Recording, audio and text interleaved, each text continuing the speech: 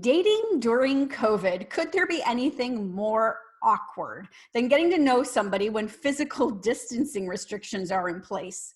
Joining me today is Deborah Mecklinger, an experienced therapist and coach well known for her work in the areas of individual, couple, and family therapy and divorce mediation. She is the founder of Walk the Talk, a professional coaching program that aims to provide consistency between actions and stated intention. Deborah, I am so glad to have you here today.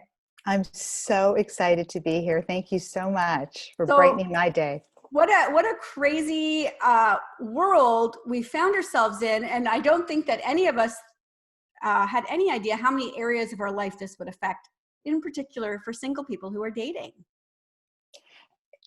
Unprecedented times, the great adaptation. We need all kinds of new and creative ways to do just about everything, including dating.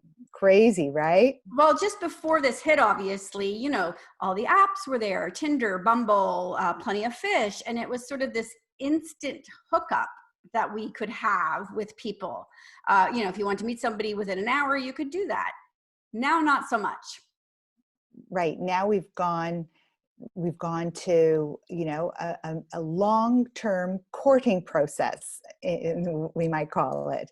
So I think we've gone from no small talk to big talk. Yeah, and it's pretty heavy talk recently. So let's jump into sort of how do we navigate this then with dating? I mean, those apps are still out there, so it's still possible to meet people. But now how do we proceed once we've connected with somebody?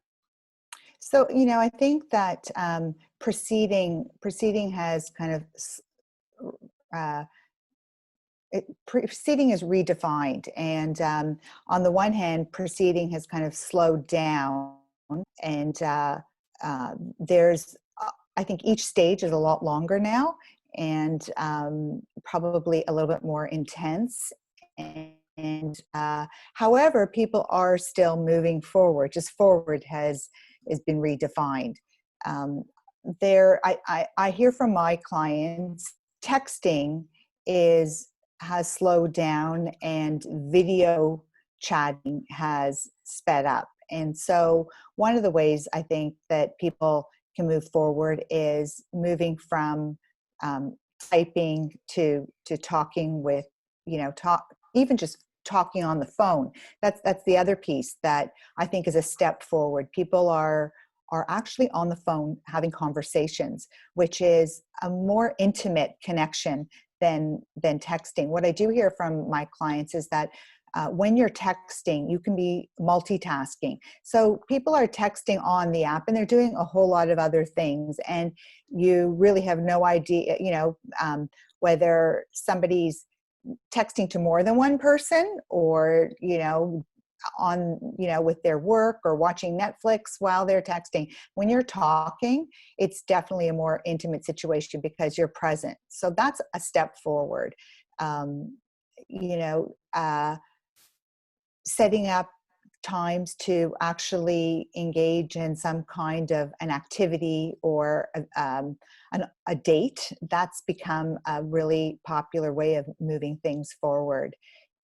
Whether it's setting, go ahead. I imagine that, when you're setting up a date, now it's very much, who have you been around? Do you have any symptoms? You traveled? I mean, there's got to be a whole sort of screening process that even happens right now. I think that people are moving slowly first with video dates. I think that that's become a thing. So even just sort of setting up a time to create more of a connection in a quote date-like way, but by video, whether that's each preparing a dinner or sitting having a meal together. I'm hearing a lot about that. Choosing a show to watch and watching it together and connecting around a movie, a TV show, a series, online games, Zoom cocktails, video drinks. So I think that people are first spending some time moving it forward still with a big distance. So what you're And saying there to me sounds very much like an old school courtship, where sort of that whole sexual side of it has been removed for a more, uh, I don't know, intelligent connection, more of a soulful connection with somebody before you jump into that next stage. yeah, it's forcing everybody to kind of go back in time a little bit. I said to somebody recently, I think our grandparents are having a good laugh, and anybody who's been involved in an arranged marriage or is in the business of that, it's kind of old school. And so things are swinging, and I think that what I have also noticed is that people are looking for and developing new ways to make judgments about how to move it forward and whether this is somebody that they feel safe moving it forward with, because the context of environment has changed. You're not meeting somebody in the context of an environment. So you need to have some new sensors and some new ways to sort of suss out whether or not you want to take the step to move it forward and to actually get together really 6 feet apart instead of, from different locations. Okay. So I think that, a lot of people at home right now, particularly single people, and because we have been in lockdown so long, there's this amplified feeling of loneliness and isolation. Mm-hmm. And how do we make sure that we're not pushing a relationship forward for the wrong reasons?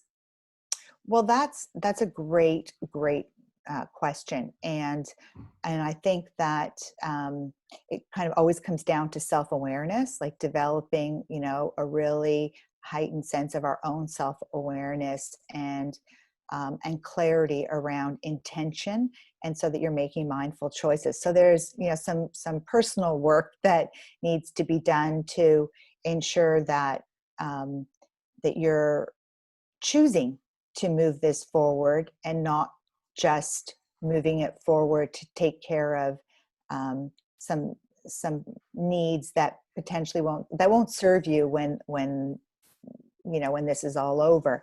There's definitely, I think that choosing to be in a relationship because of loneliness, boredom, that's a chronic challenge that people face all the time, and it's certainly amplified to a great degree right now.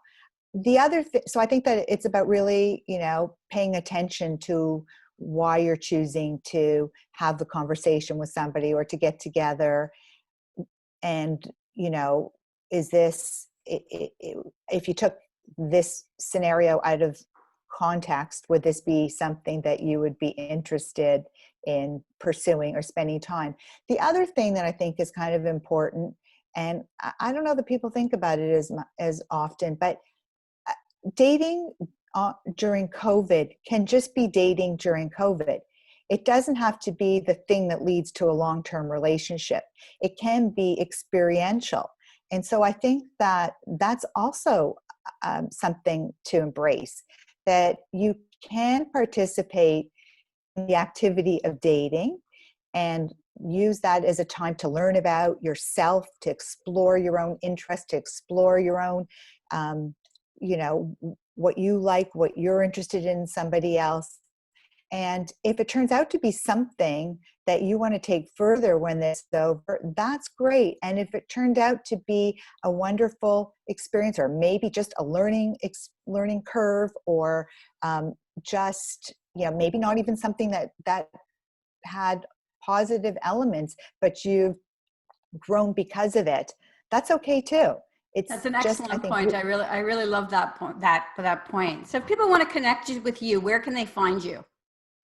You can find me always at Deb at Walk the Talk Coaching. My website's walkthetalkcoaching.com, and Instagram is at Walk the Talk Coaching. Okay, excellent. Thank you so much for joining me today. Thank you for having me. I really appreciate it. Have a great day. You too.